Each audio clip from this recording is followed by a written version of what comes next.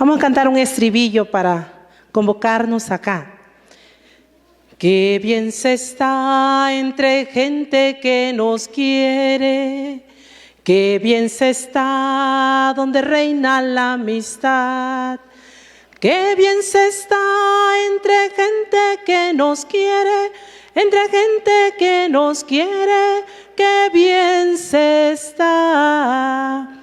Para tener la alegría siempre franca, no hace falta ni el dinero ni una gran comodidad.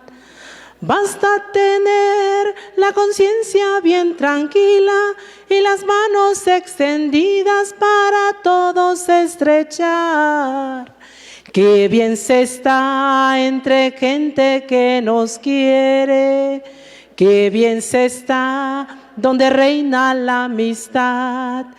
Qué bien se está entre gente que nos quiere, entre gente que nos quiere, qué bien se está. Muy bien, estamos entre gente que nos queremos bien, ¿verdad?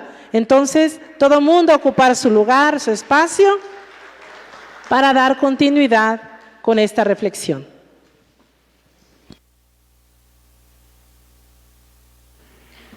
Bien, vamos pues a dar una visión global del contenido. Acuérdense ustedes que cuando se lee un libro, lo primero que se hace es ver el índice, ver la introducción y ver la bibliografía, ¿verdad? Es lo que nos dice un poco pues el espesor, de dónde viene, de dónde surge eso que se quiere, que se tiene en las manos, cómo se estructura el contenido y también cuál es la intención que tiene el autor cuando lo hace. Entonces, es imposible que en 3 segmentos, aunque sean de 1 hora, podamos ver nosotros el contenido del directorio. El directorio, esto es un estímulo para la lectura. Si están en proceso de actualización, al final de cuentas, mientras no lo lean, no lo pueden actualizar, porque no pueden actualizar lo que no conocen. Y entonces, si no lo leen, ustedes van a dejar que quienes sí lo leyeron lo actualicen. Y entonces pueden ser visiones parciales. O sea, que hay que asegurar cada quien el participar en el proceso para decir su voz, porque su voz es muy válida. Aquí, como las intervenciones que fueron tan riquísimas, van diciendo elementos que hay que estar pensando y repensando para ver cómo se puede trabajar eso, como el tema de la atención clérigos laicos, para pasar a una iglesia ministerial y ver la pastoral social como un ministerio de evangelización. En fin, es un poco el estímulo, y por eso en esta parte yo quiero presentar el esquema de cada uno de los capítulos. Está naturalmente en el índice del libro, se lo tienen por ahí, es el mismo que está en el índice, porque se refleja un poco la mente que estructura el contenido y del que se recogió, y es la vertiente que se le dio a la riqueza de la reflexión, que como se dijo es un largo proceso. Un proceso que no es fácil, un proceso que tuvo sus altibajos, sus momentos de suspensión, de requiebre, de gozo, también de tristeza, y que finalmente terminó con el directorio. Concluyó pues con la publicación del directorio. En ese sentido, ver el índice es importante. También es importante ver la bibliografía del aparato crítico. El directorio no tiene una bibliografía en sí mismo, quizá le falta una tabla de contenido una tabla donde estén las siglas de los documentos que se citan y que están al pie de página.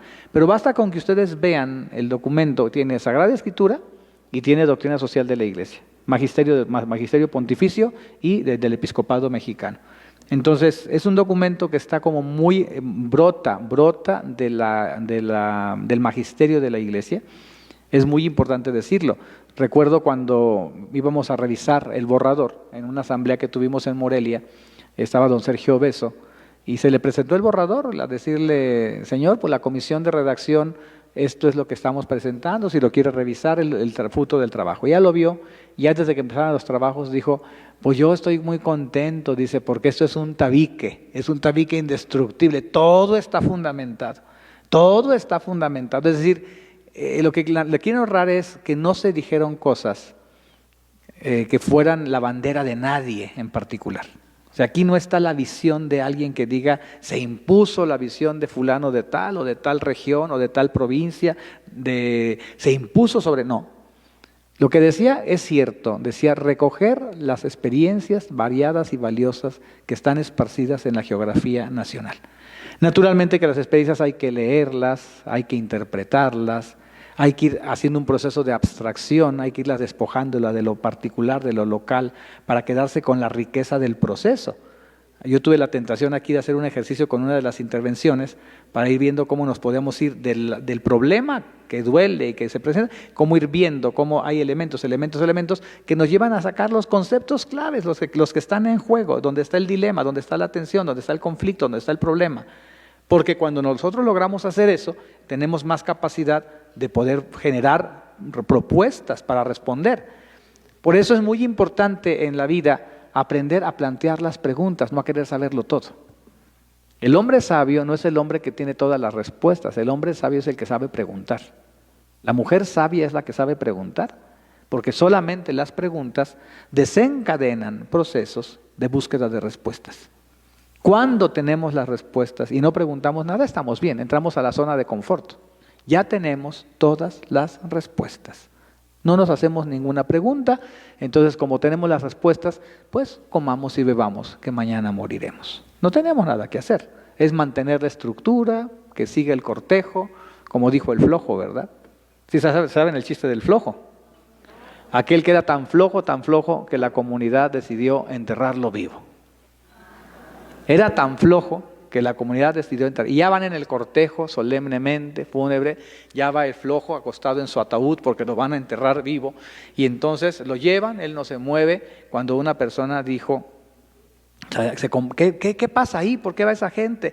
Es que llevan a enterrar al flojo, le correspondieron. ¿Y por qué lo van a enterrar? Porque no hace nada ni para comer, le tienen que dar de comer hasta en la boca, porque no es capaz de mover una mano para comer, nada hace nada. No lo entierren, pobre hombre, denle una oportunidad. Yo le regalo, tengo maíz, yo le doy maíz.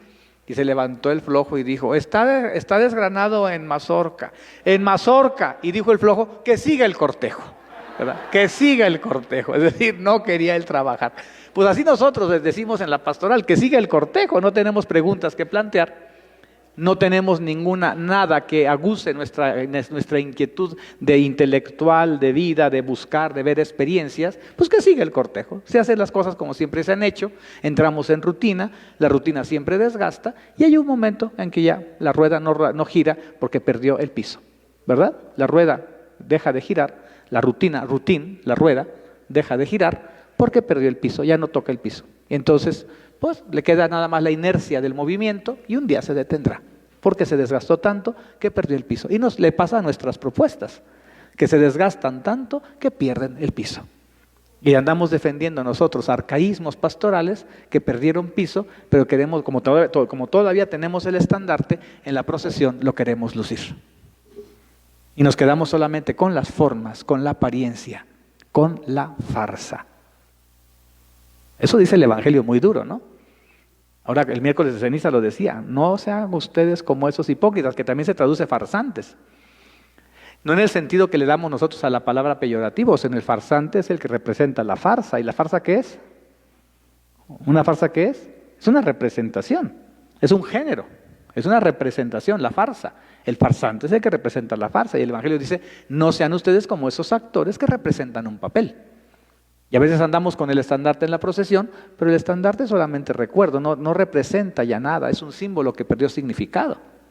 Y nos puede pasar lo mismo cuando no nos sabemos plantear las preguntas, cuando nos desgastamos en la rutina, acabamos nosotros en la farsa, representando un papel, haciendo una representación que no tiene un piso firme en el cual caminar, en el cual estar circulando. Entonces, el documento, como les decía, está trabado en el magisterio social, pontificio y el magisterio del episcopado mexicano.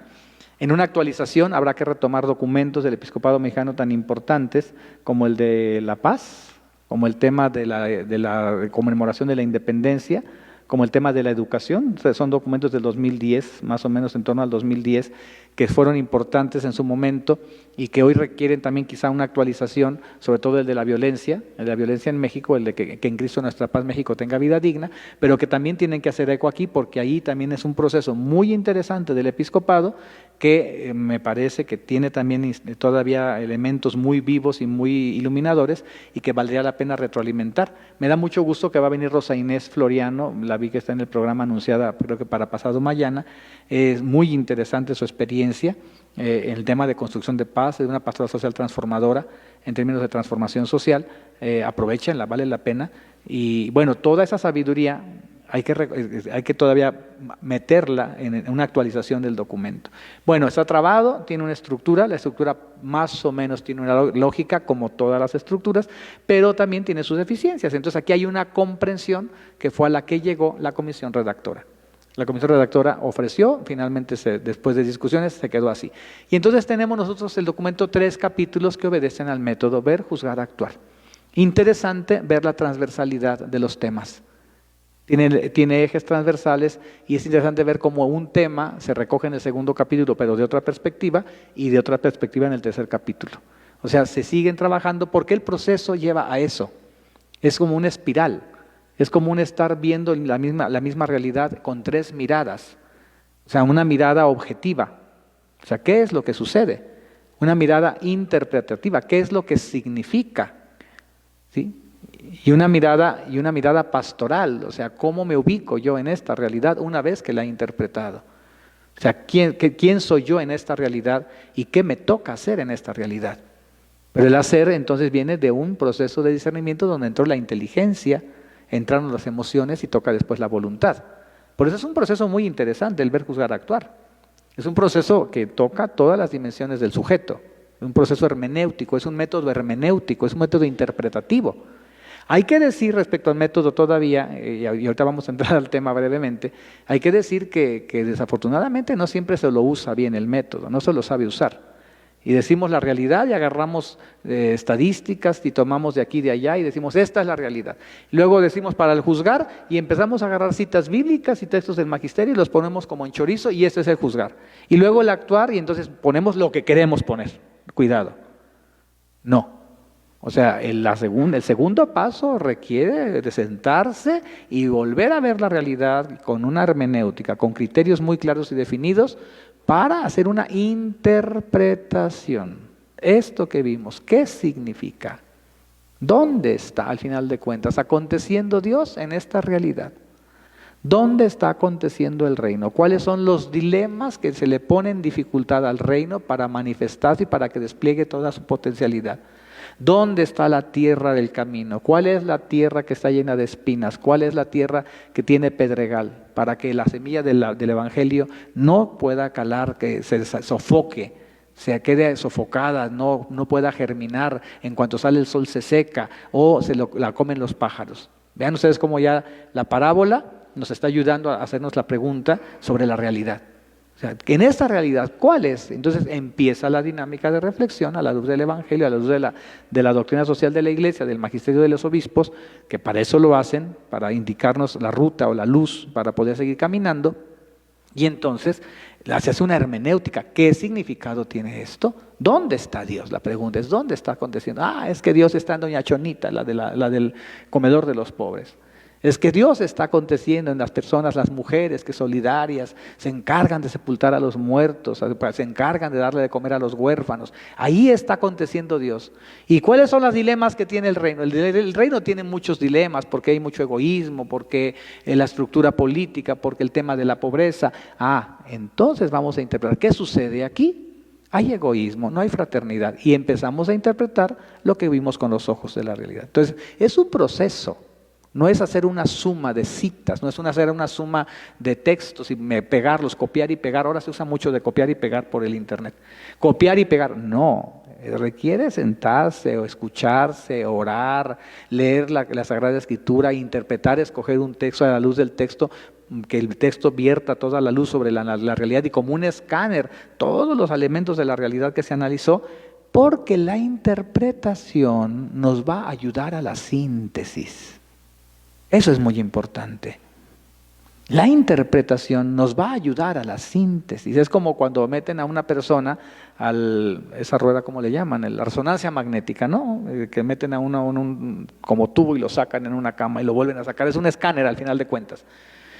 Y lo están a uno escaneando y entonces el médico, ¿qué quiere ver? Pues quiere ver por qué te duele la cabeza, quiere ver, pero quiere ver el conjunto.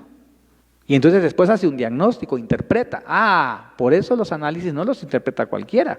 El que sabe, el que tiene conocimiento. Mire, es que estos síntomas que usted tiene, más esto, más la interpretación es esta. Hay una deficiencia, hay una insuficiencia de esto, hay esto, hay que intervenir, pero hay que intervenir de esta manera, porque si interviene acá se va a alterar esto otro.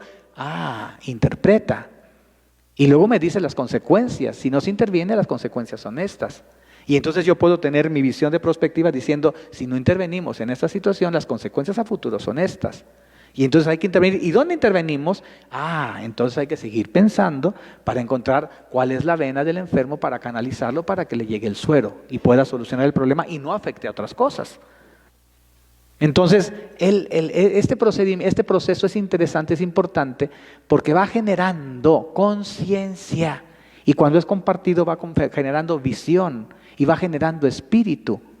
Y entonces es la gran riqueza de los procesos, la gran riqueza, repito, la visión y el espíritu compartido. Si lo que queremos es el documento, el Plan Diocesano de Pastoral, si lo que queremos es un documento, y es un documento que nomás porque nos pusimos el objetivo, tenemos que sacar un directorio, tenemos que sacar un libro, pues sí, contratas quien lo redacte, le pagas, lo tiene, aquí está el libro. Fui bastante eficiente, pero no fuiste eficaz. Fuiste muy eficiente, pero no fuiste eficaz. Ya me quitaron aquí el puesto. ¿Por qué? Pues porque no hay una proporcionalidad entre los medios y los fines. O sea, es más importante el proceso que el documento. Y tú le dices más importancia al documento que al proceso. Entonces, ¿la finalidad cuál es? Es hacer la comunidad. Y en haciendo la comunidad en un proceso de reflexión, sí, el resultado se plasma en un documento. Pero la riqueza es el proceso. Aquí algunos dijeron, yo estoy desde quién sabe cuándo allá con el señor Carrasco, dijo la hermana. Yo estoy desde el señor Carrasco. Yo le estaba calculando la edad de hermana y está muy bien conservada. Pues porque el señor Carrasco fue arzobispo de Oaxaca hace muchos años, ¿verdad? Y después vinieron el señor Héctor y después vino el señor Chávez Botello y ahorita está el señor Pedro. Entonces dice uno, toda la secuencia, dice, bueno, ya han pasado, ya llovió mucho. Pero fíjense, vengo desde allá, todo un proceso. Toda una conciencia que se genera de iglesia, con sus luces y sus sombras, con sus claroscuros, digámoslo así, con sus claroscuros. Bueno, entonces el esquema, primero dice, la realidad de nuestra patria, una llamada a nuestra conciencia cristiana. Ver, la realidad, un llamado a la conciencia. Ya nos está diciendo que nos acercaremos a la realidad, no solamente para describirla como la hace el científico social. Ya desde la forma como la vamos a ver, queremos ver en ella qué está llamando a la conciencia cristiana. Ya tiene una óptica el ver. Por eso dice, después hay una introducción muy interesante del número 1 al número 6, es una introducción que nos dice acerca del método algunas cosas y nos habla de las características del ver cristiano. Dice que se hace desde una antropología integral. Siempre que vemos la realidad, dice el directorio, hagámoslo desde una antropología integral. El humanismo integral, que es un poquito como el lema del compendio de la doctrina social de la Iglesia. El humanismo integral, una antropología, no una sección de la antropología, una antropología. Dice también que se hace desde las estructuras sociales, identificando las estructuras sociales que lastiman y dificultan o favorecen y posibilitan la realización plena de la existencia de los mexicanos. Ya desde el ver, si es una mirada creyente sobre la realidad, uno comienza a distinguir que hay estructuras que no son generadoras de vida, sino son generadoras de muerte. Y si son generadores de muerte, esas estructuras les dio Juan Pablo II un nombre en Solicitud Rei Socialis. ¿Quién se acuerda? Estructuras de pecado. Estructuras de pecado. Entonces, en el ver se recogen las distintas dimensiones de la vida humana, las distintas dimensiones, y también ese mismo ver nos entrega la realidad que nos interpela, Dios nos interpela en esa realidad y hay que reconocer que la Iglesia está en camino, es decir, que se ve insuficiente al ver la realidad, insuficiente en su respuesta ante la realidad. Y entonces se descubre en un proceso de formas de conversión permanente. Es interesante cómo el documento habla de conversión permanente. No estamos todavía en Aparecida. Aparecida va a insistir mucho en la conversión pastoral. Ya había hablado de conversión Santo Domingo. Por ahí tiene un número sobre la conversión pastoral. El documento está recogiendo un punto importantísimo de Iglesia en América, el encuentro con Jesucristo, camino de conversión, comunión y solidaridad. Y entonces es importante, cuando vemos la realidad, ver la realidad en una actitud de conversión.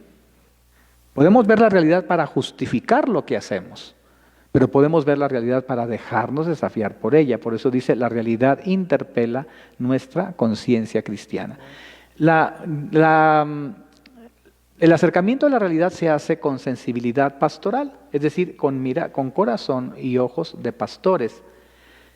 No podemos prescindir del contexto.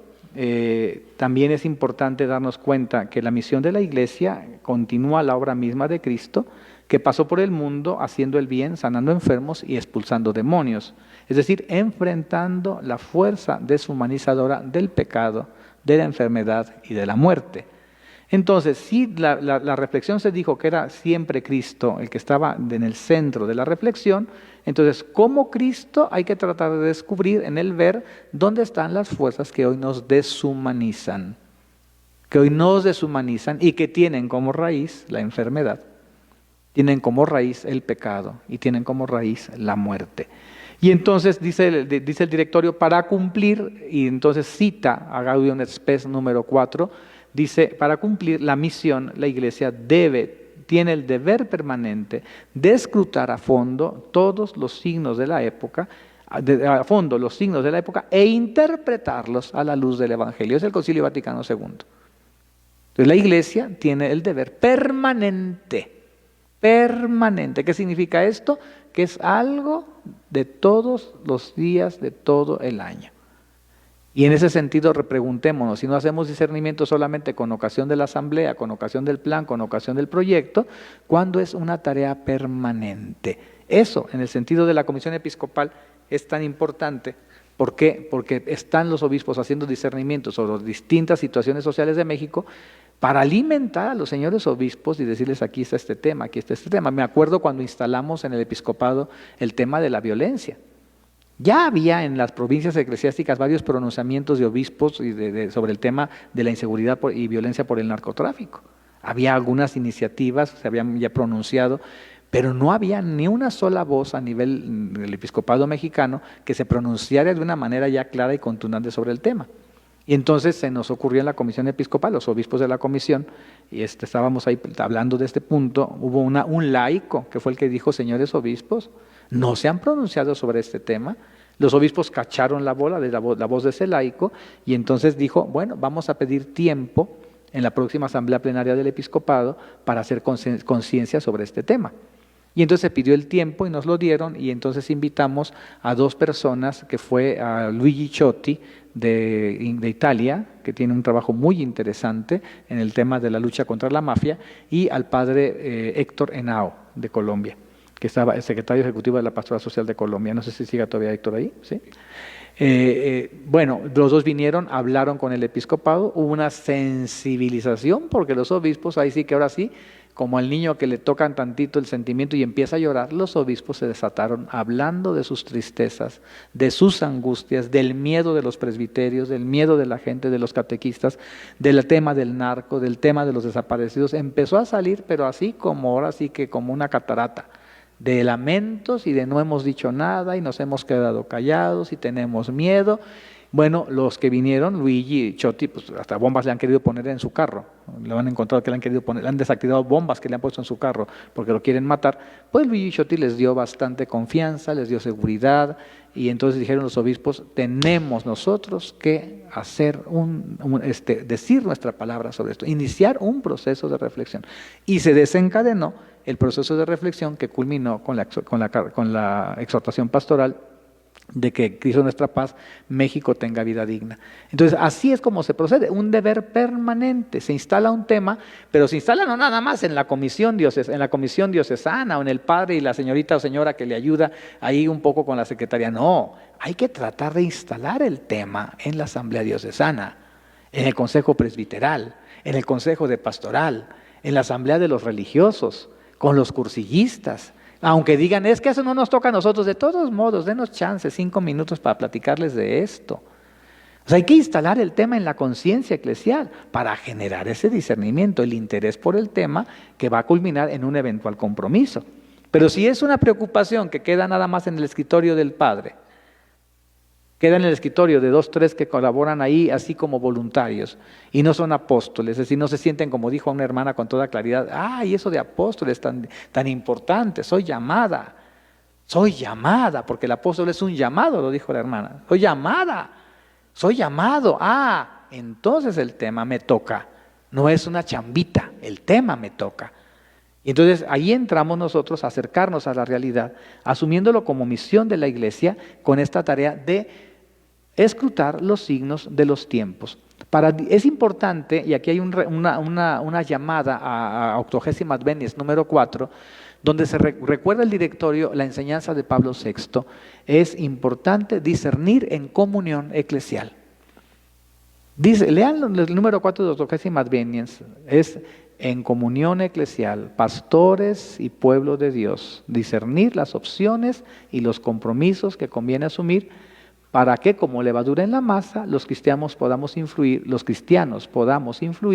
en las transformaciones sociales, políticas, económicas y culturales necesarias para vivir con dignidad. Pero antes, dice el Papa, da los 3 puntos del método: analizar objetivamente la situación, interpretarlas con la palabra inalterable del Evangelio, lo estoy citando casi de memoria, pero creo que así es, y finalmente dice, para asumir las opciones y compromisos que convienen para transformar la realidad. Esto es Octogésima Advenies 4, ahí está el método. Y el mismo documento lo va a tocar en el número 41. Se hace eco en Gaudium Spes, viene de Gaudium Spes número 4 y del número 11, donde toca el Concilio Vaticano lo mismo. Porque alguien me decía un poquito, padre, pero es que en una reunión en la que yo participé, alguien dijo que ya había que dejar ese método obsoleto. Fíjense nada más el adjetivo, obsoleto. No, atención. O sea, no podemos decirle obsoleto a algo que es patrimonio de la iglesia. O sea, que sea obsoleto porque no lo sabes usar es otra cosa. Más bien di que no sabes usarlo, no sabes valerte de la herramienta. Pero el método ha dado muchos frutos. Que no sepamos trabajar con el método es otra cosa. Entonces hay que aprender al discernimiento. Apuéstenle a eso. Hay que aprender a discernir. Hay que hacer ejercicios de discernimiento. Hay que sabernos acompañar en el discernimiento. Y hoy hay muchos medios para no tener tanta reunionitis, porque si el Señor cuando venga al final de los tiempos no nos encuentra unidos, nos va a encontrar reunidos. Pero sepamos utilizar hoy los medios que tenemos para provocar discernimientos y compartir y compartir y compartir. Yo lo que veo es que los blogs que hay en las redes con temas serios tienen 2, 3 respuestas. Los de chismes y los de tremendismos y fake news, ¡ay! El montón de gente, el chismorreo, pero parece un chorizo los comentarios. En cambio, los blogs serios, 2, 3 gentes por ahí apuntan alguna palabra, un comentario de reflexión. Entonces, los medios, hoy tenemos muchos medios como para hacerlo. Entonces, es difícil hacer análisis objetivos porque somos parte de la realidad que queremos analizar. Sin embargo, la realidad, necesitamos acercarnos a la realidad como es, con objetividad, no como nos la imaginamos. Hay que recurrir a la ciencia, a las ciencias sociales, a las ciencias pedagógicas, a las ciencias de la educación. Dice, para que más allá de los datos, nosotros podamos ir a las causas. En este proceso de análisis de las causas es necesario para poder reflexionar acerca de la acción inteligente y eficaz necesaria. Las acciones de pastoral social, atención, no pueden ser reacciones a los acontecimientos, sino deben estar animadas por una sincera reflexión que permita descubrir la voz de Dios en la historia e identificar las causas que subyacen a esa historia. No es reaccionar. Luego andamos nosotros atendiendo siempre emergencias y reaccionando porque se nos viene el mundo encima. Es más importante discernir y hacer opciones que estar siempre reaccionando. Y eso nos pasa muchas veces y a algunos tristemente les pasa cuando viene el niño ahogado. Viene la emergencia y la pastoral social está brillando en sus laureles, y están acá las campanas de alarma gritando en la comisión episcopal que necesitamos datos, que qué está pasando allá, que dicen que tembló, que se inundó, que se desgajó el cerro, y le habla uno a la pastoral social de la diócesis: oye, tenemos datos, no podemos, no tenemos, no queremos, no sabemos.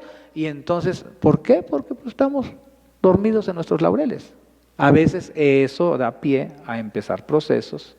Ese crash con la realidad pastoral da pie a iniciar procesos para constituir la pastoral social más viva, más dinámica y que esté más atenta a no reaccionar, sino a acompañar el proceso de reflexión.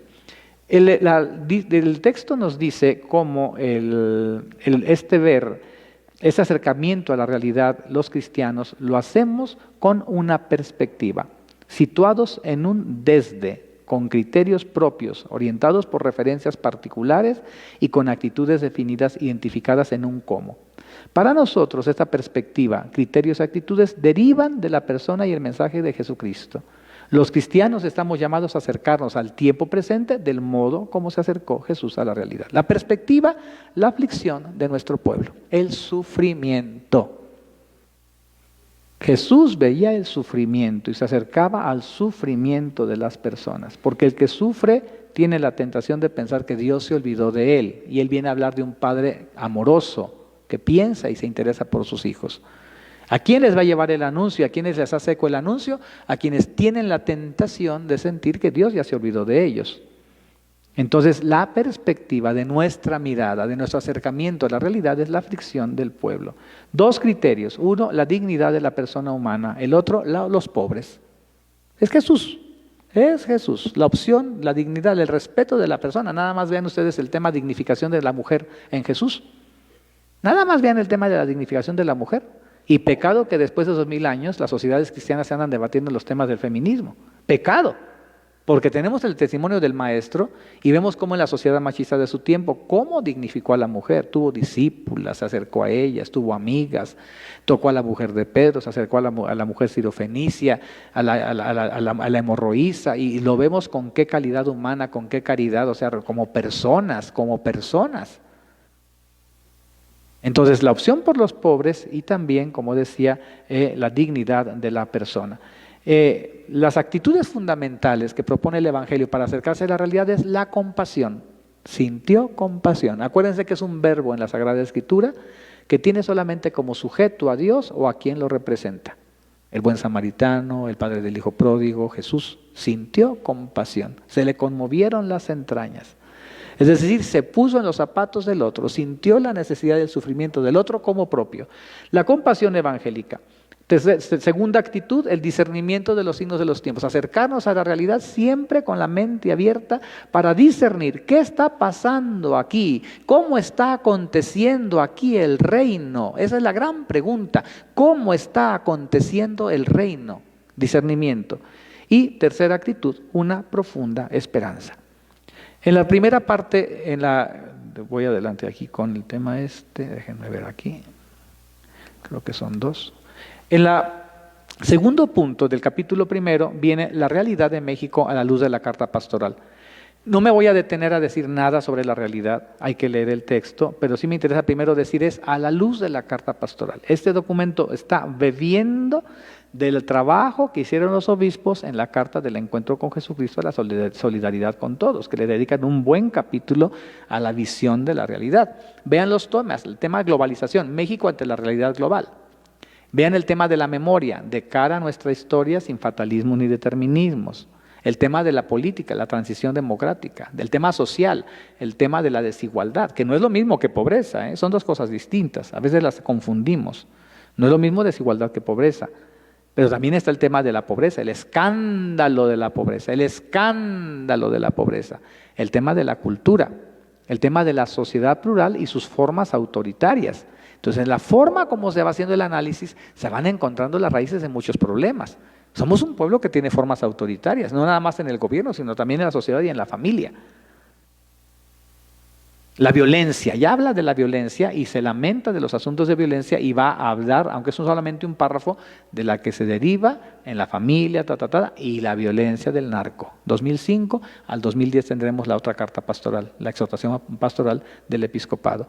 Luego habla del tema de los derechos humanos, de los que dice que es una tarea pendiente. Se había tenido en Roma, en más o menos en torno al año 2000, un Congreso Internacional de Derechos Humanos, y se le presentó a los derechos humanos como el eje vertebrador de la pastoral social.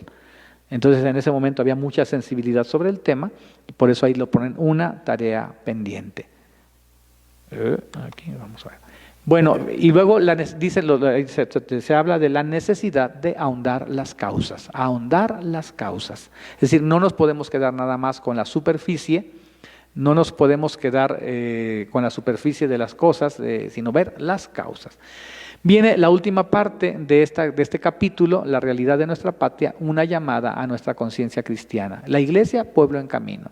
Entonces, nuevamente, eco de los obispos, superar la marginación y la automarginación. La iglesia se ha marginado y la han marginado y se ha automarginado de la vida social. Es un poco el trauma de la persecución, de la historia, bueno, no nada más de las persecuciones, no nada más de la historia del mediado de los años 20, 30 del siglo XX, sino desde la Reforma. O sea, es un siglo, es una historia dolorosa de casi un siglo de dificultades en el lugar de la Iglesia en la sociedad frente al Estado. El tema de la libertad religiosa, el tema de la libertad de conciencia, muchos temas y mucho sufrimiento, pero con un gran trauma, el marginarse de la iglesia. Que ella misma se margina porque hubo mucho sufrimiento, hubo mucha muerte, mártires. Y también la margina, la estructura legal, acuérdense que la deja completamente fuera. Entonces, superar la marginación y la automarginación, recuperar la memoria histórica, otra vez el tema de la memoria, vean cómo es tan importante. Y luego algunas luces y sombras de la vida de la iglesia. Déjame recordar que dice el documento, estamos en el número 114, porque creo que subrayé aquí algo que quería comentar. 114, 119, por aquí está. Luces y sombras. Dice, entre las sombras constatamos que hace falta una adecuada formación en la catequesis integral, lo que ha llevado a muchos cristianos a eximirse de su compromiso con la transformación de la realidad. Hay un divorcio entre la fe y la vida, es decir, la catequesis no es integral, no es una catequesis que ayude a formarse desde que se forma la conciencia en el compromiso. Luego dice, entre otras sombras sobresale la situación por las que atraviesan muchos sectores juveniles, el tema social en el mundo juvenil. Seguimos experimentando poca incidencia, en gran parte derivada de la falta de articulación de nuestras propuestas pastorales. ¿Se fijan cómo lo que ustedes dijeron hace ratito? Aquí está. Poca articulación de nuestras propuestas pastorales a todos los niveles, desde el parroquial y diocesano hasta el regional y nacional. Número 117. Otro elemento de nuestra escasa incidencia es que no hemos insistido suficientemente en la reflexión teológica sobre la dimensión social de la fe. Hay un investigador, creo que fue jesuita, creo que se retiró, se llama Joseph Palacios, es norteamericano, que hizo una investigación aquí y en Estados Unidos sobre el compromiso social de la Iglesia. Lo hace en el contexto del jubileo del año 2000, aquí en México, la transición a la democracia. Él publica un libro que se llama The Social Catholic Imagination, y en ese describe la pastoral social de Estados Unidos y la pastoral social de México y las pone como a contraluz. Y el libro es muy interesante, va a decir, bueno, la pastoral social en Estados Unidos es muy pragmática y la de México es muy doctrinaria, muy doctrinal. Se quedan en la doctrina y no descienden a las acciones concretas, mientras que la de Estados Unidos es muy pragmática, quieren conseguir sus resultados y a veces mandan a volar la doctrina o las opciones, incluso los compromisos serios de la Iglesia en algunos temas de ética social. Entonces es muy interesante el análisis que hace Joseph F. Palacios y que de alguna manera me vino un poco porque insiste él, en México no hay reflexión teológica sobre la dimensión social de la fe. En cambio, en Estados Unidos se pone uno a investigar y encuentra teólogos después del Concilio Vaticano II que le dedican al tema social de una manera impresionante su reflexión. Ahorita me acuerdo de Greeley, debes conocerla, Greeley, ¿verdad? De Greeley o Tracy. Hay varios teólogos que uno trabaja y ve varios que tienen aportes interesantísimos articulados con la reflexión, todo el tema de la teología política, muy bien pensados, con propuestas, porque hay un pensamiento teológico y eso es una vergüenza para nosotros. México le ha gastado a formar sacerdotes en cuestiones teológicas. Yo estuve en el Colegio Mexicano de Roma 7 años, acompañando a los que se estaban formando allá, y en teología, y teología, y teología, pero para enseñar en el seminario. Pero una reflexión teológica, son poquísimos los que tenemos como teólogos y que se dediquen al tema social. ¿Eso por qué es importante? Porque nutre el pensamiento, porque nos abre la imaginación, porque el pensamiento teológico nos ayuda a ver la vida con una óptica distinta. Y no los tenemos, es importante, hay que reclamárselos. En sus diócesis reclamen a los padres que estudiaron teología. Padres, entrenle al tema de lo social, reflexionen, ayúdenos, nútranos con la reflexión, porque ellos de repente sienten que no son útiles. Nuevamente por la desestructuración que tenemos, sienten que no son útiles. Yo estoy en deuda con el padre Rogelio porque me pidió una lista de hace tiempo, a lo mejor ya la tiene él, para una reflexión con la gente que ha estudiado temas sociales. Y porque definitivamente, cuando yo estuve al cargo en la comisión, convocamos a todos los que habían estudiado doctrina social de la iglesia a una reunión, pues vinieron de todos, creo que 5 o 6, para invitarlos a pensar, a reflexionar. Tenemos una deuda y un vacío y un hueco ahí muy importante. No todo es magisterio, no, también hay otras búsquedas que se hacen con mucha libertad y que van lanzando y van abriendo camino. Es la tarea de los teólogos. No tenemos, lo dicen los obispos y lo quiero resaltar. Muchas de nuestras acciones son incapaces de detonar procesos que al interior de la comunidad social puedan significar caminos para su transformación. Nuestras acciones no detonan procesos. Otra sombra.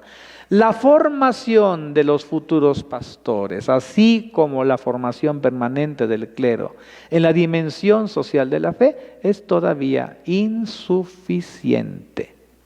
Ello nos hace incapaces de superar las inercias arraigadas que como respuestas a las necesidades se intentaron en otros momentos de nuestra iglesia y que siendo válidas en algunas circunstancias o situaciones en una realidad en constante transformación, hoy aparecen superadas. Esta carencia ha hecho que el impulso que se da a la formación de la conciencia secular de los laicos no logre calar en la realización de su tarea primera, que es la transformación del ámbito temporal. Vean ustedes cómo se vincula la escasa formación de la conciencia secular de los laicos con el hándicap que tenemos de la formación de la conciencia social en los seminarios y en la formación permanente del clero. Y ahí basta nada más ver en los seminarios dónde está la doctrina social de la iglesia y está en la filosofía y luego aparece en la moral social, pero no hay un eje transversal que permita plantear de entre la racionalidad filosófica y la cuestión teológica, la racionalidad teológica, el mismo tema para poder hablar científicamente, filosóficamente y teológicamente de la misma realidad, y entonces pues parece como que vamos superando etapas. Filosofía, ya pasé, ahora estoy en teología, y ya pasé, ahora estoy en pastoral, ya la teología ni la filosofía me sirven para nada. Es un problema muy serio. Es que aquí están mis hermanos presbíteros, y yo creo que no me dejarán mentir, que muchas veces la pregunta es: ¿y para qué te sirvió la filosofía? ¿Y para qué te sirvió la teología? Es para la forma mentis. Es lo que la iglesia nos dio para ser pastores.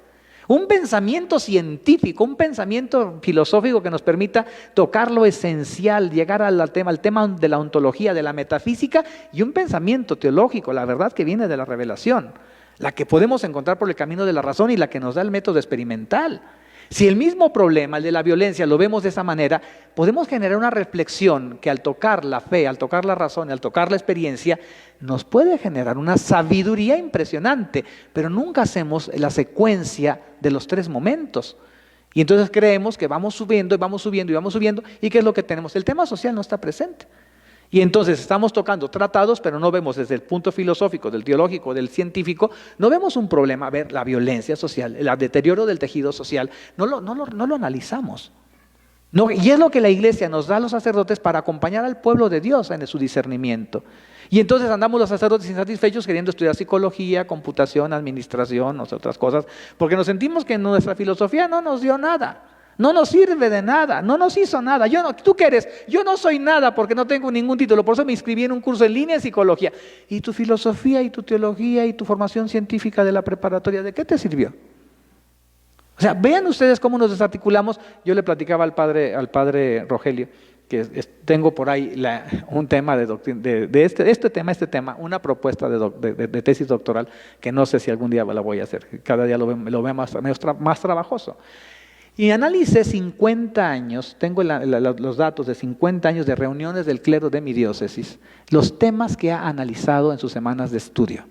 En todo ese periodo solamente hay 2 momentos en que se ocupan del tema social. En todos los demás andan allá con los santos padres, la teología, la última encíclica, ¿cómo le llaman? Lo del CIAS, ¿cómo se llama? Lo de la previsión social del clero, el tema del celibato, la sexualidad, la madurez humana. Todos los temas son muy buenos, son muy propicios, son muy necesarios, son muy urgentes, pero el tema social, nada más, en 50 años, 2 veces. Si nosotros no pensamos que cada generación son 15 años cuando se renuevan las generaciones, es un poco lo que dicen los entendidos, cada 15 años estamos ante una nueva generación. En 50 años pasaron 3 generaciones. Quiere decir que una generación entera se quedó sin el tema. Y si están entreveradas las generaciones, no fue una generación entera, una generación y media porque están entreveradas. Se quedó sin el tema social. Y entonces le estamos dando mucha importancia a ciertos temitas, a ciertas iniciativas, nos desgastamos en ellos, y por eso decían ustedes, es que el sacerdote no apoya. Pues es que hay que invitar a la Comisión de Formación de Agentes, desde la Conferencia del Episcopado, desde las comisiones, el diálogo que tienen las comisiones, que no es fácil, y Rogelio ahí tiene una batalla que tiene que correr, pero también en las diócesis, también en las provincias, instalen los temas sociales en la formación permanente. Que traten el tema de la violencia como el ámbito de vida, y desde el ámbito vean cómo me toca como persona en lo humano, cómo me toca de mi espiritualidad, cómo me toca en mi comprensión intelectual y cómo me toca en mi pastoral, en mi propuesta pastoral, y articulo las 4 dimensiones en el ámbito de vida, porque casi todos estamos en ámbitos de violencia, ¿sí o no es cierto, hermanos? Estamos en ámbitos de violencia. Estamos sepultando al que mataron, al que apareció secuestrado, que secuestraron, desaparecido y que lo mataron. ¿Y cómo son nuestras celebraciones? ¿Cómo estamos acompañando a los dolientes? ¿Cómo estamos analizando el tema, la circunstancia? ¿Cómo estamos entregándole a la comunidad una reflexión de esperanza en una noche oscura de violencia? ¿Cómo acompañamos a las víctimas? ¿Cómo las escuchamos? ¿Qué pastoral generamos? ¿Por qué? Pues porque el tema no lo analizamos desde esas 4 dimensiones de la formación de un sacerdote. ¿Cómo me toca? ¿A qué familiares, qué amigos, qué conocidos? ¿Cómo lo has vivido? ¿Cómo lo has reflexionado a la luz de la fe con Dios? ¿Cómo lo reflexionas teológicamente? ¿Cómo lo entiendes sociológicamente? ¿Cómo lo entiendes desde la filosofía, el problema del mal en el mundo? Y pastoralmente, entonces el ámbito de vida se vuelve el espacio privilegiado de la formación donde confluyen las 4 dimensiones, en lugar de tenerlas fragmentadas por aquí, por allá y por allá y por acullá. ¿Cuál es el problema? Pues que nuestras agendas las estructuramos en función de los fragmentos de los que hicimos en el análisis de la formación. Son 4 dimensiones, son como fragmentos, los volvimos categorías de trabajo y ahí nos derivamos y no logramos nunca integrar. Y por eso tenemos lo que se dice, el padre no le interesa el tema. Vamos y dice que ese tema ahorita no, porque hay otros temas urgentes. ¿Por qué pensamos que ese tema no tiene que ver con la catequesis? ¿Cómo no tiene que ver con la catequesis? Que la Biblia no habla del miedo, no habla de la violencia, no habla de bienaventurados los que construyen la paz. ¿Qué el Evangelio no se refiere a eso? ¿Qué Jesús nos dice, bienaventurados los mansos y humildes de corazón? Sean como yo, aprendan de mí que soy manso y humilde de corazón. O sea, ¿qué no encontramos nosotros toda la conversión de Pablo del hombre violento al hombre que se hace violencia a sí mismo para domar su carácter y ponerlo al servicio del Evangelio de todas sus energías? ¿Qué no encontramos una enseñanza en la catequesis, en el magisterio, en la pedagogía, como para entender que en la catequesis y en la liturgia los signos nos pueden hacer evocativo el tema de la paz? El saludo de la paz, la reconciliación, todo lo que sacramentalmente la paz está condensada en los símbolos sacramentales. Y en las acciones simbólicas de la caridad o de la misericordia no tiene que ver nada la paz. Y entonces, con acciones muy simples, muy sencillas, podemos tocar el núcleo de la complejidad. Es un poco la propuesta que yo estoy explorando. Tocar el núcleo de la complejidad con propuestas muy simples e integradoras, que no nos atomicen, que no nos fragmenten. Por eso los párrocos no tenemos tiempo para nada, decimos. Porque nos rebasa tener 20 folders, 20 agendas que todas quieren, nos reclaman nuestro tiempo, nuestra atención, pero tampoco hemos generado una sabiduría para sintetizar, para el análisis convertirlo en síntesis y buscar por dónde le entro, conjunto todo el esfuerzo, canalizo todos los recursos y hago carambola de 3 barandas. Le doy a la profética, le doy a la litúrgica, le doy a la social y de paso le doy a mi formación permanente y en el ámbito me formo en las 4 dimensiones. Y en lugar de gastar tanto tiempo en tantos fragmentos y tantos recursos, me concentro. ¿Y qué surgirá? Seguramente surgirá la vida. Porque la energía pastoral se está canalizando por ahí. Y eso lo dice el directorio como una de las sombras, la formación inicial. Y la formación, me detuve en esto porque fue un sentir que andaba por ahí, el tema de los sacerdotes. Y no para justificarnos ni para que nos compadezca, ay, pobrecitos, cómo sufren. No, tampoco es para eso. Es un poquito para que entiendan en dónde nos estamos moviendo y cómo las mismas propuestas de nuestra iglesia tenemos que plantearlas de manera distinta, que nos ayuden. Porque mientras más nos fragmentan las propuestas de la misma iglesia, más inhábiles somos para acompañar. Yo voy llegando a una parroquia y todos los grupos parroquiales, absolutamente todos, me piden que los acompañe. Y entre todos los grupos parroquiales hay 200 personas. Yo digo, pero si la parroquia tiene más de 30,000 y me voy a concentrar todo el tiempo en 200, ¿y los demás? Yo no me puedo concentrar atendiendo fragmentos de grupos, vamos juntándonos todos a hacer una propuesta formativa una vez al año con un periodo de 15 días, después cada quien su modo, su forma de proceder según sus estatutos o sus reglamentos lo hacen y vamos saliendo a la misión, a visitar casa por casa toda la gente del territorio parroquial. Porque si no me atrapo en la administración, porque ahora las parroquias son ahora con todos los temas de Hacienda, me atrapo en la administración y en la atención de los 10 grupos con 200 gentes, ¿y qué tiempo me queda? Ni para rezar, ni para. Entonces me empiezo a desestructurar.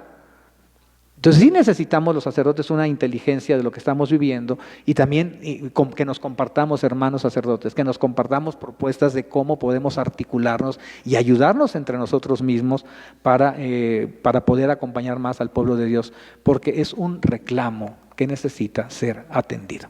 Bien, esto es el primer capítulo. Del segundo no voy a hablar mucho. Por favor, en sus lugares se ponen de pie, dejen un ratito la laptop, el celular. Nos vamos a poner de pie para hacer esta dinámica. A ver, todo el mundo de pie. Si no, la rayita se nos va a borrar. De pie. Vamos. De pie.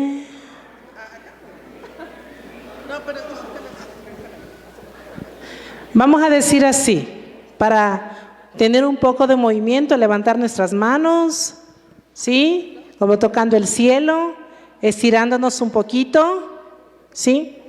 Vamos a decir, había una piedra en el fondo de la mar. Había una piedra en el fondo de la mar. Había una piedra. Había una piedra, había una piedra en el fondo de la mar. Había un palo en la piedra en el fondo del... Se agachan, por favor, no es posible. Le hacen nada más así. A ver, vamos. Había un palo en el fondo de la mar.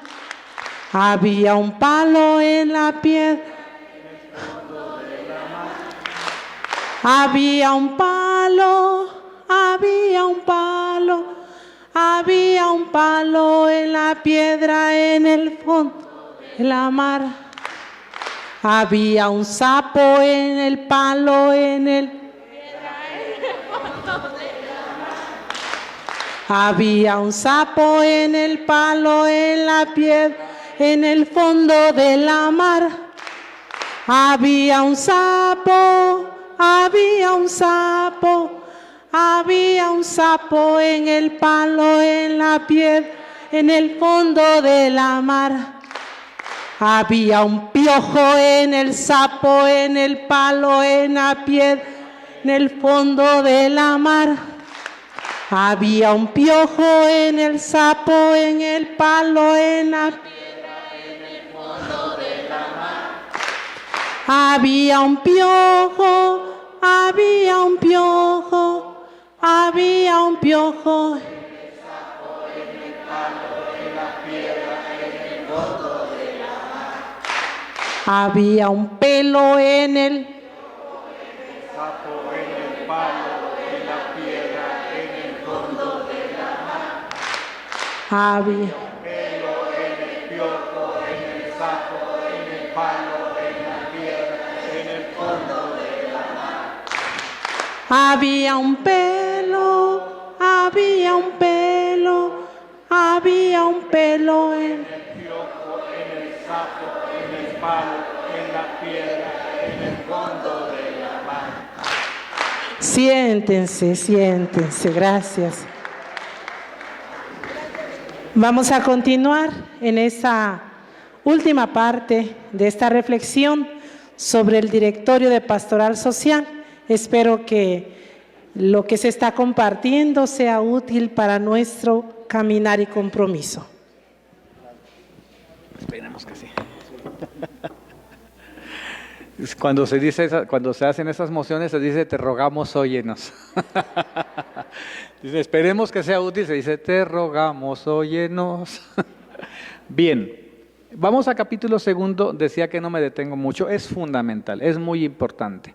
Es el ejercicio interpretativo, pero a partir del criterio hermenéutico de todo el documento, que es la cristología. Les decía que desde el principio, cuando hablé del camino de elaboración, estaba muy vivo desde el jubileo del 2000, que era nacimiento de Cristo, el tema de la centralidad de Cristo. Iglesia en América, la centralidad del encuentro con Cristo, el encuentro con Jesucristo, la solidaridad con todos, está en la carta pastoral. Entonces el tema cristológico es fundamental. Entonces una pastoral social que nazca del encuentro con Cristo. En ese sentido, también hay que saber dialogar en la coyuntura que tenemos, lo que la Iglesia está reflexionando, nos está diciendo, pues hay que saber dialogar también con lo que nos toca. La Iglesia en salida misionera, dice el Papa Francisco, ¿y una pastoral en salida misionera cómo se configuraría? Y la pregunta parece inocente, pero requiere una buena replanteada de muchas cosas. Una pastoral social en salida misionera, con posibilidades tan preciosas como la de poder renovar la entera pastoral de la Iglesia.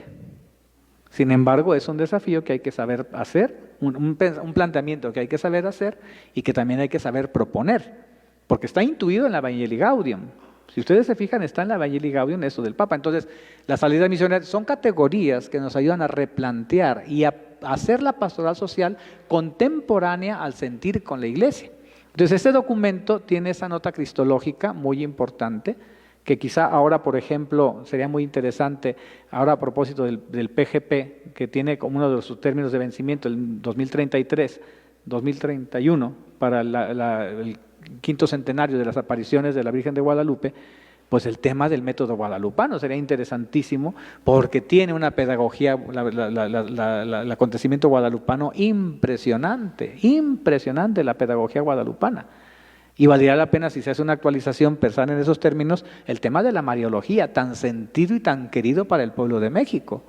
Porque también nos podemos entrar en la vertiente de la religiosidad popular, el rostro de los Cristos sufrientes de México tan venerados, el Señor de Chalma, el Señor de Carácuaro, el Señor de los Milagros, el Señor, o sea, irnos a los rostros, a las imágenes de que el pueblo venera, y por los que el pueblo se mueve, por los que el pueblo camina, con los que el pueblo se significa y se identifica, y entonces podemos generar un clic con la vida de la comunidad, porque a veces la comunidad va caminando por acá, y nuestra reflexión va caminando por allá.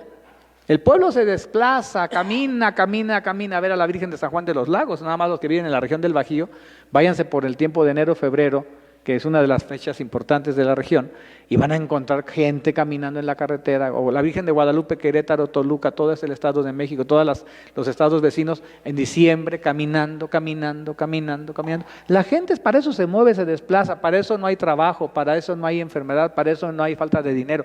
La gente camina, va a ver a la Virgen, están viéndola, la quieren ver, quieren que la Virgen los vea, dijo el Papa. Y lo mismo el Cristo.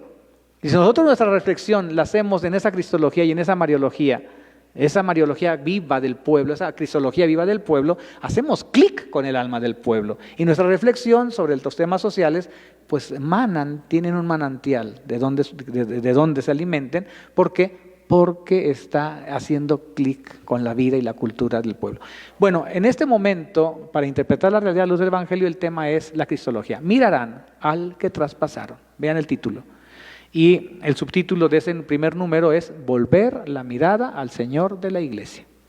Luego viene el tema de la encarnación, la revelación de un Dios solidario, el segundo punto, para ser hijos de Dios, la filiación, que es un tema fundamental en la vida cristiana, es un tema bautismal.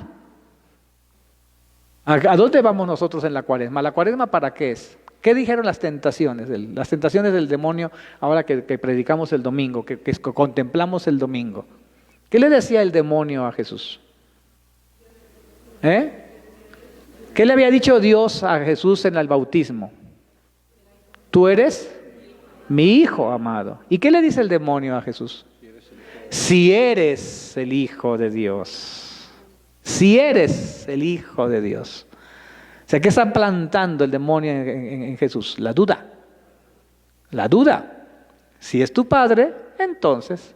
Y entonces viene la perversidad de querer poner a Dios al servicio, manipular, instrumentalizar la palabra, en el tema de la autosuficiencia, el tema de la idolatría, el tema del endiosamiento, y que desestructura completamente y acaba con la personalidad de un creyente.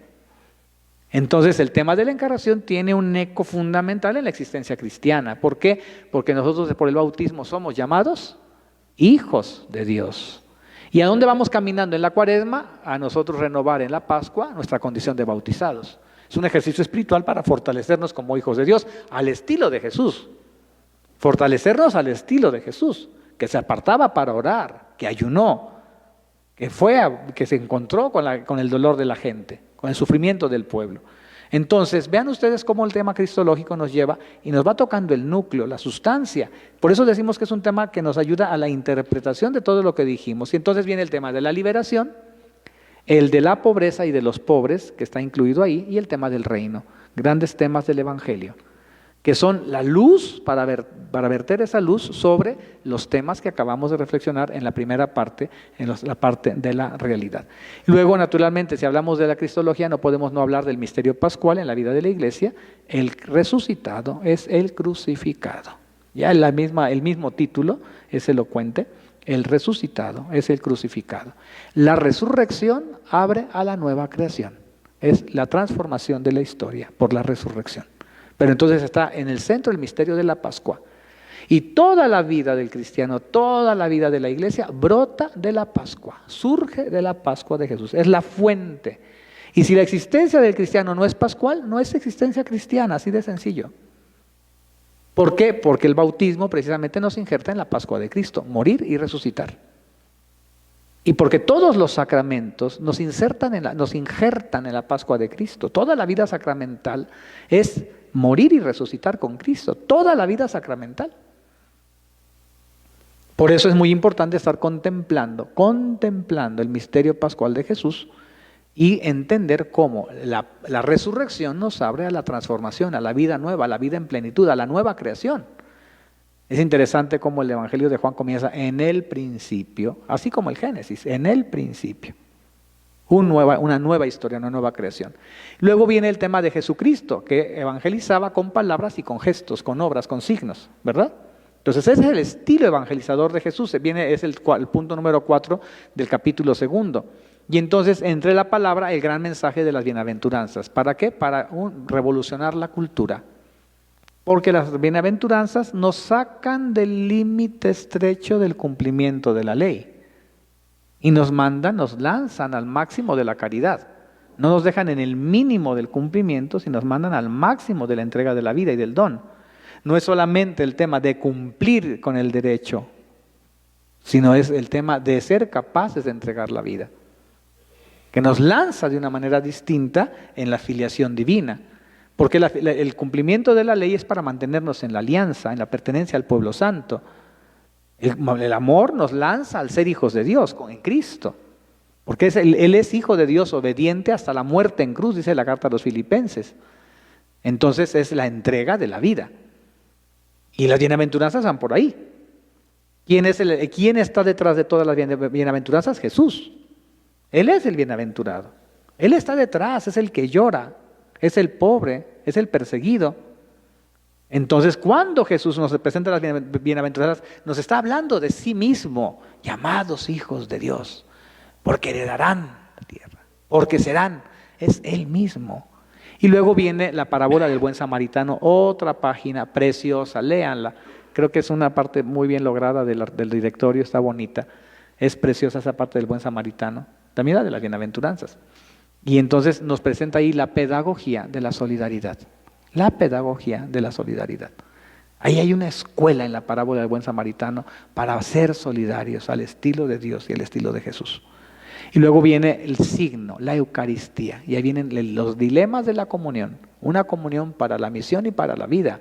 No una comunión nada más para estar a gusto nosotros mismos, los que somos de los mismos. Que vamos generando guetos, grupos. No, la comunión, que es el misterio de Dios. Dios es comunión. Es vivir en comunión con Dios, es vivir en comunión con el hermano, es el misterio de Dios. Y entonces viene la Pascua de Jesús, es una experiencia de comunión que trae libertad. La Eucaristía es la Pascua de la Iglesia. Si tan solo nosotros tomáramos la Eucaristía, y aparece después en la parte tercera, así, de punta a punta, desde en el nombre del Padre hasta el váyanse en paz, nosotros tendríamos una escuela de pastoral social impresionante.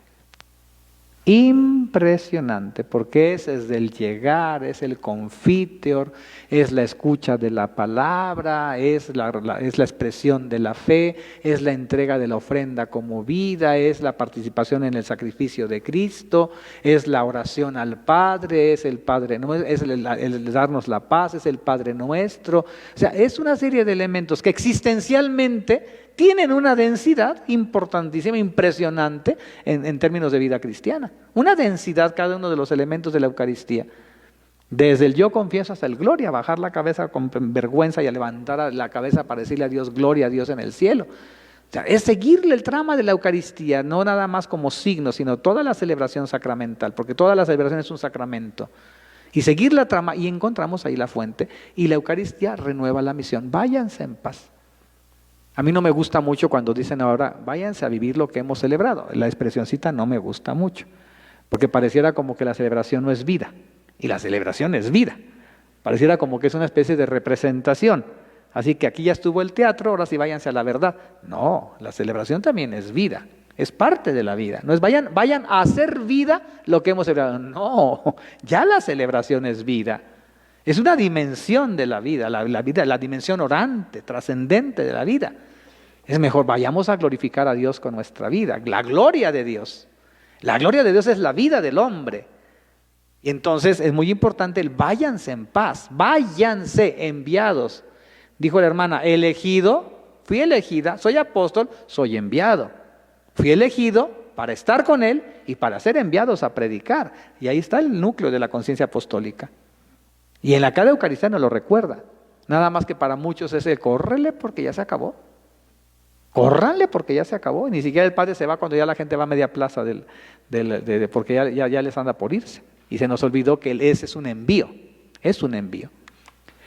Y el quinto punto de esta sección, María, mujer evangelizada y evangelizadora. La contemplación mariana, que nos llena de ternura, que nos da perspectivas del discipulado con rostro femenino, que no nada más es para las mujeres, a los hombres nos cala contemplar a María y la respuesta de María, que nos supera y nos rebasa, y de la que aprendemos como nuestra madre también, para tratar de parecernos a nuestra madre. Y entonces ahí contemplar a María. Te dedica 7 números el directorio. Y en el capítulo viene el punto número 5, entonces como estaba hablando de la palabra, entre el signo y la palabra, ahora va a entrar al tema de la doctrina social de la Iglesia. La doctrina social de la Iglesia es parte de la palabra, es instrumento, dice el Papa Juan Pablo II en Centesimus Annus, de la evangelización. Y entonces evangelización y doctrina social de la Iglesia. Y el directorio se va a dedicar enseguida, en otros dos puntos, a hablar de los principios de la doctrina social y de los valores de la doctrina social. No los repito porque ahí están escritos y están en el índice. Y luego finalmente va a hablar de los derechos humanos y le va a dedicar 11 numeritos a hablar de la pastoral social. Ahí sí me detengo un poquito en los números 306, 317. Ahí sí me detengo un poquito. Porque ahí hay algo que creo que vale la pena comentar. Aquí está.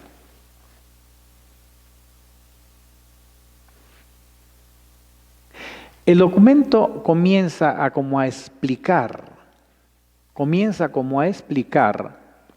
el proceso de comprensión de la pastoral social. Es muy interesante, les invito a que lo lean, porque va a hablar del concilio, luego va a hablar del sínodo de los obispos del 71, cómo se va instalando la relación entre evangelización y compromisos por la justicia, por la transformación de la sociedad. No fue fácil, brotó del concilio, pero generó un trauma, porque el sínodo del 71, a 6 años de que el concilio había terminado, dice: el compromiso por la acción en favor de la justicia y la participación en la transformación del mundo se nos presenta claramente como una dimensión constitutiva de la predicación del Evangelio. 1971, casi 50 años. Eso generó, como no había un documento del Papa después de los sínodos, eran los primeros sínodos que se tenían, y ese tuvo 2 temas, el sacerdocio y la justicia. Y entonces los obispos en su convento dicen: es dimensión constitutiva, es decir, inherente, no se puede prescindir, constituye, forma parte de, no se puede prescindir. Y eso generó una pelotera en el mundo y en América Latina particularmente, porque se derivó una vertiente muy fuerte, muy fuerte en términos de lucha por la justicia en un país, en un subcontinente, como le llamaban entonces, donde imperaba la injusticia social. Con lo que ya, las consecuencias, no me regreso de lo que ya dije, búsquedas en las que hubo caminos equivocados, con consecuencias lamentables y que repercutieron en la conciencia de la Iglesia. Y entonces encontramos un parteaguas. Pero antes de aquí, Pablo VI, en Populorum Progressio, había hablado del desarrollo de los pueblos. Y ahí encontramos un documento precioso que habla del desarrollo integral, nuevamente el tema integral, no nada más el económico, no nada más el de un sector, sino el desarrollo integral del pueblo. Y entonces es una carta magna de la pastoral social después de Gaudium et Spes y posterior al Concilio Vaticano II, tenemos ese documento.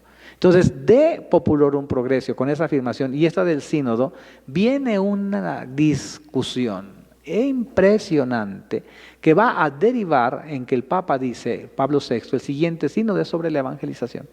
¿Por qué? Porque la crisis vino. Realmente la lucha, dice el texto, la acción en favor de la justicia es constitutiva del Evangelio. Y vienen ya los temas de liberación, ya empezó, acuérdense que el libro de Gustavo Gutiérrez, Teología de la Liberación, se publicó en 1971, si no mal no recuerdo.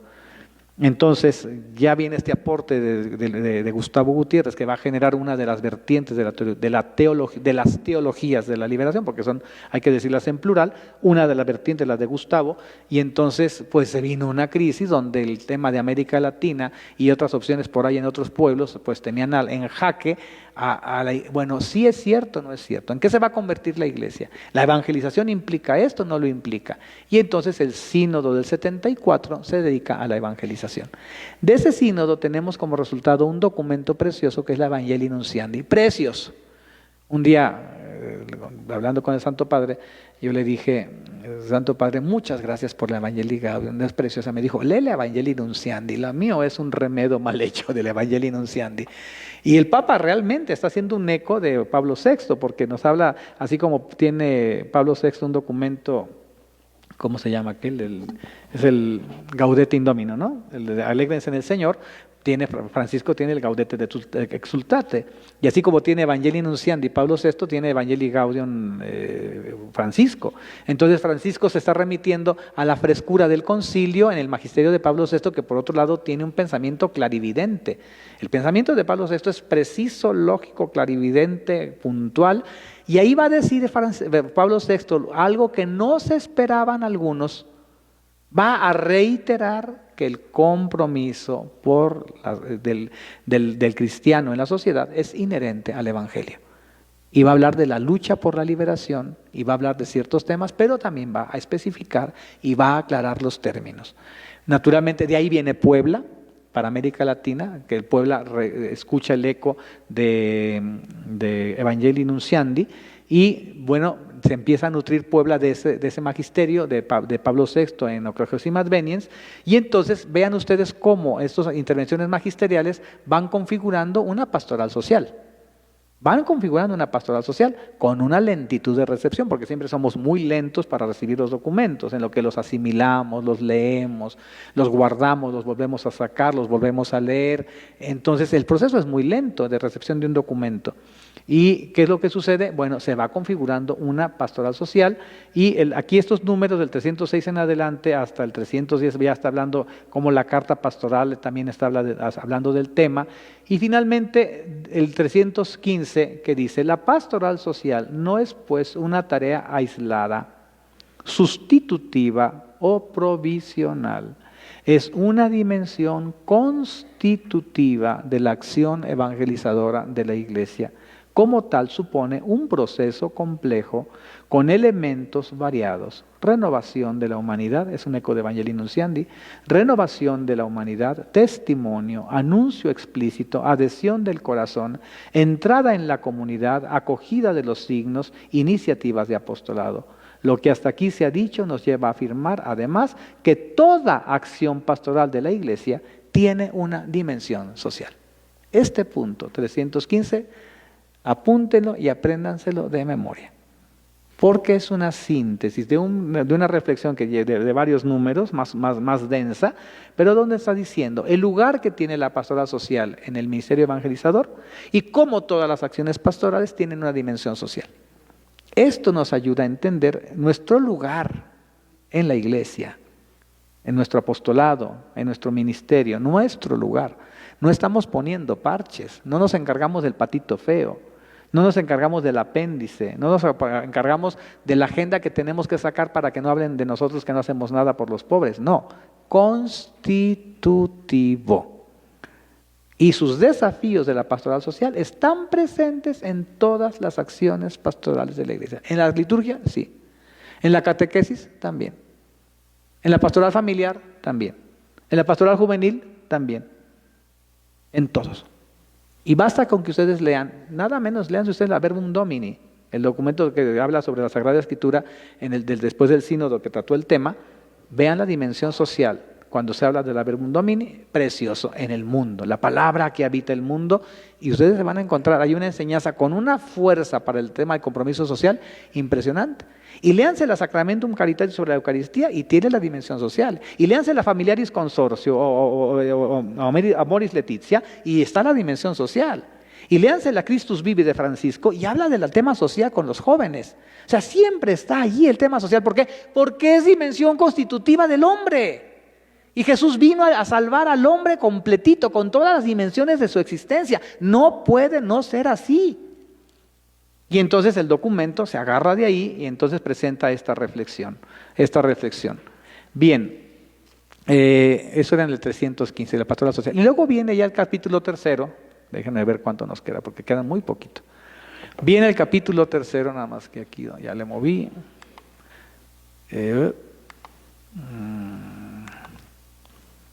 Y ese capítulo 3 es el del actuar. Generalmente se van a este capítulo porque la gente anda buscando siempre el qué vamos a hacer. Yo les aconsejo, sí, vean un poco por dónde andan las líneas pastorales, pero no se queden nada más ahí. Vean la reflexión que precede para ver cómo se llegó allí. En este capítulo se presenta naturalmente una introducción. Los 3 capítulos tienen una introducción. Qué bueno que me acordé de esto. En esa introducción hay una nota metodológica. Acuérdense que se hizo una opción por el método ver, juzgar, actuar. Entonces, cada capítulo tiene una introducción sobre el momento del capítulo. Le corresponde al actuar, entonces se está hablando de la acción. Le corresponde al interpretar, al juzgar, entonces habla de la palabra, de la interpretación y de cómo el recurso sirve para hacer una hermenéutica de lo que se analizó. Y se habla del ver, cómo se hace el ver. Entonces, el tema del método se va desglosando transversalmente en el directorio. Y entonces estamos en el capítulo 3 y lo dice, la realidad de México nos desafía. La mirada es una mirada de una realidad que nos desafía. Y entonces habla hay una consideración bonita que es un eco de Puebla, un eco de Santo Domingo, que va a aparecer nuevamente en Aparecida,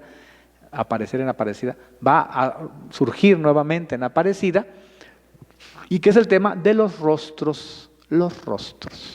Ver las situaciones sociales que nos angustian o nos agobian en el rostro de los pobres. Dice en el 321, contemplemos algunos de estos rostros que identificamos en nuestra patria y que nos hacen escuchar la voz del Señor que nos dice, ¿dónde está tu hermano? Los problemas sociales no podemos no identificarlos en rostros concretos.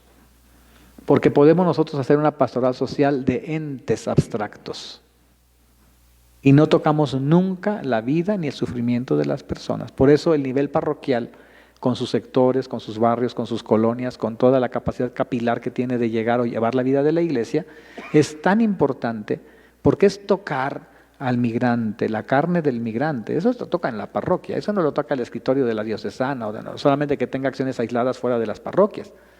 Pero es la comunidad cristiana la que se encuentra con Cristo vivo porque atiende a los presos, porque le corresponde esa penitenciaria, o porque atiende a los ancianos o a los inválidos, y quizá con dinamismos de asistencia social, pero es una puerta abierta a los siguientes temas, no cerrada. Entonces, los rostros, contemplar, esa pedagogía de los rostros es interesante, pueden verla, está en el número 321, y presenta de la A a la Q los rostros, no quiero hacer la cuenta. Dice el 322, al contemplar estos rostros, los rostros sufrientes de Cristo en las personas que viven distintas situaciones aflictivas, la pregunta que nos hacemos es nosotros, ¿qué tenemos que hacer? Nuestra primera tentación podría ser el desánimo, pues la realidad nos desborda. Ante esa situación, ¿cuál sería la pretensión de nuestras acciones? Otro dato de la realidad es su complejidad. ¿Cuál tendría que ser la lógica de nuestras acciones para que nuestra presencia en la sociedad sea realmente transformadora? La respuesta a estas preguntas es nuestra preocupación en el capítulo 3. Pero luego dice el documento que hay desafíos que son propios de la pastoral social entendida como acción social. Todo lo que hacemos de pastoral social es al mismo tiempo acción social, pero también es acción pastoral. Entonces hay que entender esas dos lógicas y cada lógica tiene sus propios desafíos. Hay que entenderlo analíticamente para que a la hora de la acción actuemos integralmente, no abriendo nuevas agendas, no abriendo nuevas comisiones, nuevas dimensiones o nuevos escritorios o nuevas responsabilidades. No es para eso. Los desafíos de la acción social, rehabilitar la política en todas las acciones de pastoral social, en todas. Hay que enfrentar el desafío de rehabilitar la política que está tan desacreditada. Es todo el trabajo de ciudadanía, todo el trabajo de compromiso cívico, etcétera, etcétera, en todo, rehabilitar la política, promover la subjetividad social, el pueblo como sujeto, en todo, no hacer las cosas para, sino hacer las cosas con, no es lo mismo, no es hacer las cosas para los pobres, que hacer las cosas con los pobres. Se pueden juntar las señoras a tener su tecanasta y van a comprar boletos porque van a hacer para los pobres. No es lo mismo que las mismas señoras se vayan a buscar a los pobres y con ellos vean cómo se puede vivir mejor. No es lo mismo. El impacto que tiene en la vida de las señoras y en la vida de los pobres es distinto. Que si juntan mucho dinero y muchas despensas y después les hacen saber, reparten volantes, vayan a todo domicilio porque les van a dar despensas y ahí tienes la fila de pobres mendigando la despensa, asoleándose porque no les abren, etcétera, etcétera, etcétera, porque de eso hemos hecho nuestras cáritas, resumideros de pobres. Porque van por la despensa en lugar de misioneramente ir a llevarles la despensa a los que realmente la necesitan. Y ahí andan los vividores a veces colectando despensas del DIF, de la parroquia, de la otra parroquia, de aquel grupo, le sacan los productos, los venden, se quedan con el dinero y lo demás lo tiran. ¿Por qué? Porque somos tan acríticos que sentimos nosotros que ya nos ganamos el cielo porque juntamos dinero para comprar despensas, ya hicimos nuestra pastoral social, cuando el efecto es completamente distinto de lo que estábamos buscando. Entonces, aquí está el tema, la subjetividad social. Alentar la búsqueda de nuevos modelos de desarrollo. Nuevos modelos de desarrollo. Por ejemplo, el del comercio justo y economía solidaria era muy interesante, es muy interesante. Y como ese en otros campos. Presencia entre los constructores de la sociedad. Hay que meterse donde están los que construyen la sociedad. Por ejemplo, ¿qué tiene que hacer la pastoral social en las universidades? Tiene algo que hacer. ¿Cómo es nuestra relación con las universidades? ¿Cómo es nuestra relación con los constructores de la sociedad, en la sociedad civil, en las empresas? O sea, no hay que tener miedo, porque luego traemos prejuicios. No, es que si es opción por los pobres, nada de ricos. No, hay que hacerse presente, porque hay que llevar la levadura del Evangelio. Nada más no te desubiques, lleva la levadura del Evangelio. No vayas a postular tu agenda ni tu petición de recursos, porque te vinculas, te vendes, como muchas veces las agencias. Nos dan recursos, pero nos dicen la agenda. Te voy a pagar, pero tienes los temas que nosotros trabajamos con tal de que me des para pagar sueldos, entonces me agarro tu agenda y te hago la chamba de tu agenda. Y si tu agenda es esto y esto, pues por ahí le trabajo y te hago un proyecto para darte gusto para que me des el recurso. Cuidado con eso. Cuidado con eso. Es muy peligroso. ¿Por qué? Porque hay gente que tiene lana y que dice yo la doy, pero los temas que yo trabajo son estos y quiero que estos temas se instalen con esta dirección. Y a veces por tener el dinero para pagar un sueldo, nosotros estamos haciendo literalmente el dictamen que otros nos hacen por su agenda. Y agarramos agendas ajenas que no son las nuestras por tener centavos. Mejor cierren Caritas, mejor cierren la pastoral social. Mejor dedíquense a otra cosa. Mejor dedíquense a otra cosa porque están vendiendo a la comunidad. Por tener dinero y sostener un sueldo. Aguas con eso. Es muy peligroso y no estoy hablando de memoria. No estoy hablando de memoria. Si les digo que la gata es parda es porque tengo los pelos en la mano. Recuperación de la memoria, construcción de la paz, ya está hablando el documento de un desafío para la acción social. Todas las acciones de pastoral social deben contribuir a construir la paz. Y luego vienen los desafíos de la acción pastoral. Leer los signos de los tiempos, apostar por el encuentro y el diálogo. ¿No le sabe a Francisco esto? ¿No sabe a Papa Francisco esto? Apostar por el encuentro y el diálogo. ¿Sí? 2005. Vean, yo les decía que desde el principio que había algunas lucecitas que después se fueron profundizando y ahora son magisterio pontificio preciosas. No quiere decir que vengan de aquí. Yo nada más dije que la sensibilidad de trabajar eclesialmente y el discernimiento con cientos de personas logró generar un sentido de iglesia que puso los puntos que en otras partes también estaban floreciendo y coincidimos. Es el espíritu. Esa es la acción del espíritu. Que cuando trabaja en distintos contextos va surgiendo, hacer surgir que aquí, acá y acá y acá, ¡pum! Estamos en lo mismo. Encuentro y diálogo es lo que necesitamos y se nos convierte en una perspectiva. Y entonces aquí tenemos eso nosotros. Optar preferencialmente por los pobres, optar por los pobres y asumir la pobreza como opción. En ese sentido hay que ser muy transparentes en el uso de los recursos, promover la articulación eclesial, buscar nuevos estilos de relación con la sociedad, etcétera. Luego viene la comprensión de la pastoral social como ministerio de evangelización. Es un punto que ya ha salido aquí. Un ministerio de evangelización al servicio del reino, que se hace con la fuerza de la palabra, que no puede prescindir de la doctrina social de la iglesia, pero que también se hace con la fuerza evocadora de los signos y entonces tiene que ver con la liturgia. Y también tiene un punto que dice que las acciones de pastoral social deben ser significativas, 369. Tienen que ser significativas, el punto de la liturgia es muy bonito, donde se señala las acciones de pastoral social, por sencillas que sean, deben hacer visible su significado, que no puede ser otro que la construcción de una sociedad que tenga como cimiento los valores del reino. Todas las acciones significan algo. Por ello, cuando se trata de la pastoral social, se debe tener en cuenta, por un lado, si lo que se realiza en realidad significa algo para la transformación de la sociedad. Y por otro lado, si los valores que inspiran dichas acciones en realidad dicen algo a los destinatarios. Nuestras acciones deben estar preñadas de significado. Preñadas de significado, porque hacemos cosas que no le dicen nada a nadie y en eso nos desgastamos. De aquí la importancia de que no se realicen acciones que no respondan a necesidades sentidas por las mismas personas que se beneficiarán de ellas.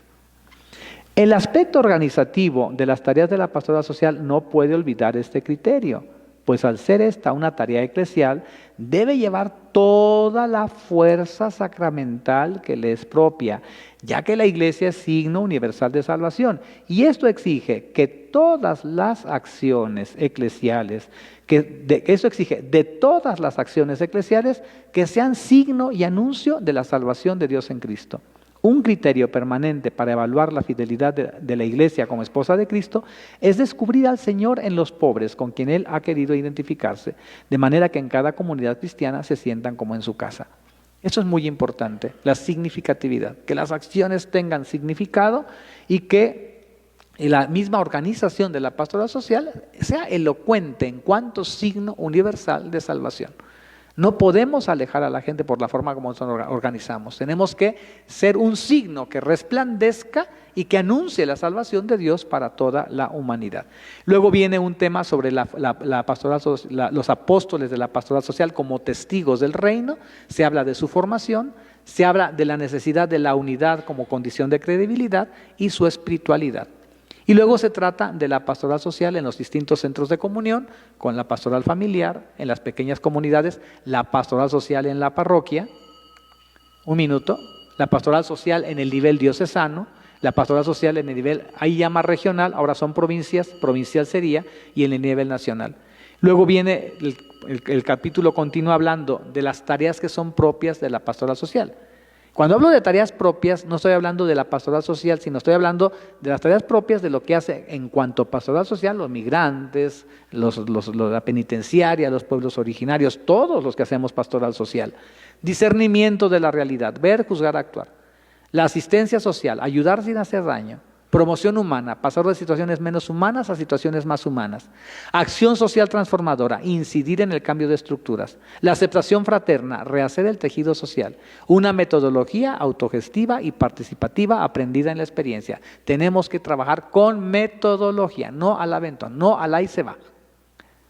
Ya el hacer las cosas concretas requieren de una metodología y aquí se propone una muy rica, muy preciosa, que hace el tejido social y que brota de la experiencia de los terremotos del 85, particularmente en la diócesis de Ciudad Guzmán, que generó una experiencia preciosa que incluso han sido llamada a iluminar procesos en otros países. Esta metodología tiene, como señala el mismo directorio, tiene 4 fases y presenta también 4 ejes. No me detengo porque ya tocaron, vamos a lo último. Es el número 4, al servicio de la persona humana, especialmente los pobres y los excluidos. Y entonces viene el tema de Cáritas, grupos vulnerables, migrantes y encarcelados, vulnerables y excluidos. Es una tarea de la pastoral social, llevar el evangelio a los distintos ámbitos de la vida social, economía solidaria, campesinos, pastoral de trabajo, sociedad fraterna, cuidado de la creación, cultura, educación y formación y una nueva relación con la sociedad. Y con eso termina el directorio y llega después a una conclusión. Este es el texto que ustedes pueden leer, en el que, como vieron en el índice, hay como muchas respuestas temáticas a distintas preocupaciones. Yo les agradezco infinitamente su atención, creo que hay que respetar el horario de la comida, su paciencia realmente admirable de estarme escuchando monótonamente en esta mañana. Dios los bendiga, muchas gracias. Agradecemos al Padre Armando Flores Navarro por su participación tan importante en esta segunda semana de formación en pastoral social. Estamos muy agradecidos, Padre.